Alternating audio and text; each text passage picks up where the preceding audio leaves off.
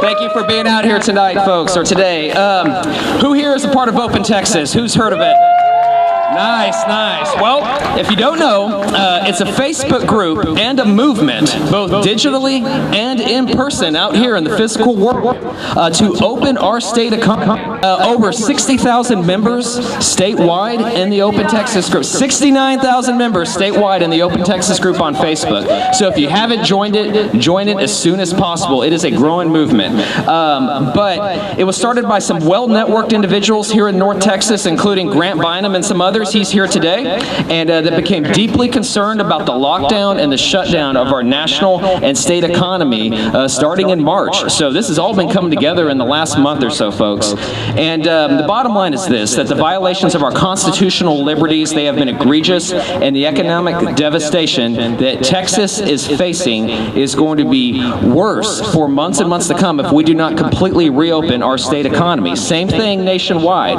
And it is even worse in other parts of the country where business closures and other emergency orders may remain in place for months. The destruction of wealth in this country will be enormous, folks. We need a complete reopening of our economy. And so that leads me to say this. Here's our critical message, and I'll keep it brief.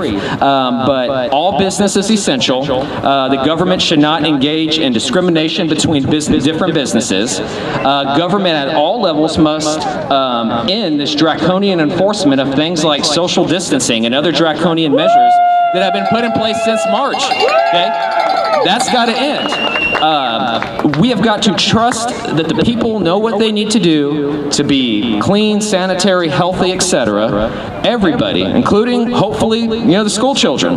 But look, it is a situation that is facing this country if we do not get government out of the way and trust the people.